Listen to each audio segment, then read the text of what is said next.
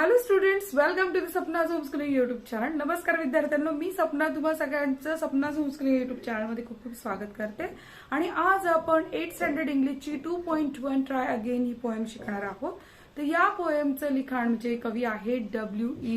Hickson आणि यांनी ही poem इथे सांगितलेलं आहे. इम्पॉर्टन्स त्यांनी खूप जास्त optimism, courage and hope in achieving success याला दिलेलं आहे. म्हणजेच काय, इथे कवीनं होकारार्थी विचारांना, धैर्याला आणि त्यासोबत जी आपण यश प्राप्त करण्याची जी इच्छा बाळगतो मनामध्ये, त्या सगळ्याला या कवितेमध्ये खूप जास्त महत्व दिलेलं आहे.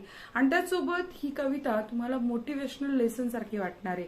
तुम्ही प्रेरित करणारे थॉट्स ऐकत असाल ना, तुम्हाला मोटिवेशन लोक, शिक्षक, पालक देत असेल, त्याच प्रकारे ही थोडीशी मोटिवेशनल बेस्ड कविता आहे. आणि याच्यामध्ये त्यांनी असंही म्हटलेलं आहे की अपयश ही यशाची पहिली पायरी आहे. याच्यावर बेस्ड म्हणजे तुम्हाला अपयश आलं म्हणजे तुम्ही सोडून देऊ नका, पळून जाऊ नका, खचू नका.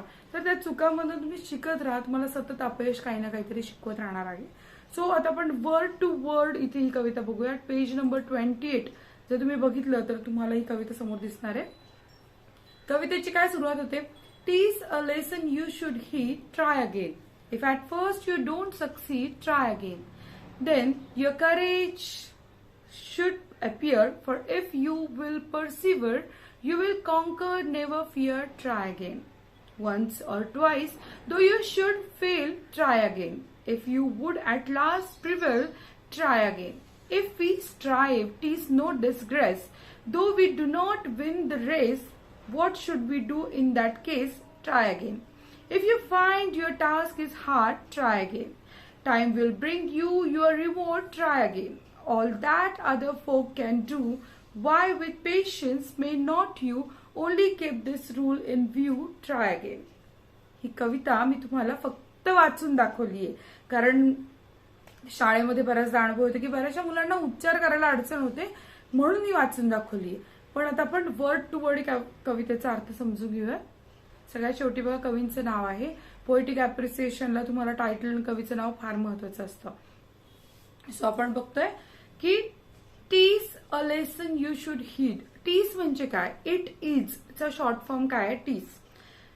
अ lesson you should heed, try again. आता हीड म्हणजे काय, तर हीडचा अर्थ आहे लक्ष देणं किंवा म्हणजे HEED, हीड. उच्चार काय, हीड म्हणजे लक्ष देणं. A lesson you should heed, try again म्हणजे तुम्ही या धड्याकडे लक्ष द्या, काय, प्रयत्न करत राहा, पुन्हा प्रयत्न करत राहा. If at first you don't succeed, try again म्हणजे सुरुवातीच्या पायरीवर जर तुम्हाला यश प्राप्त झालं नाही तरी काय हरकत नाही, तुम्ही तुमचा प्रयत्न करतच राहा.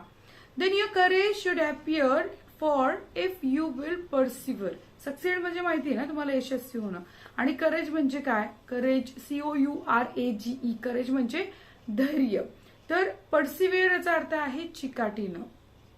म्हणजे तुम्ही काय करायचंय की तेव्हा तुमचं धैर्य तुमच्या कामाला येणार आहे. Then your courage should appear, for if you will persevere म्हणजे तुम्ही चिकाटीनं प्रयत्न करण्यासाठी तुमचं धैर्य तुमच्या नक्कीच कामाला येईल आणि मग तुम्ही यश प्राप्त करू शकता. You will conquer, never fear, try again.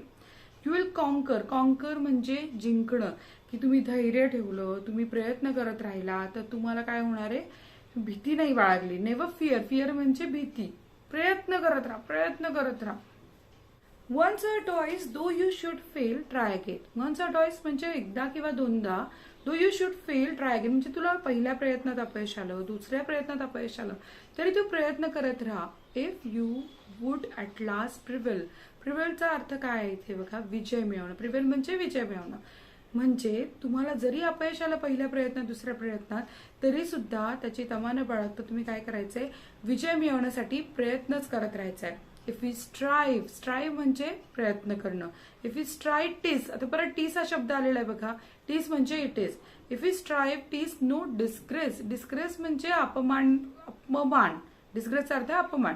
म्हणजे तुम्ही प्रयत्न करत राहणार, तुम्हाला काही अपमान वाटायचं कारण नाहीये.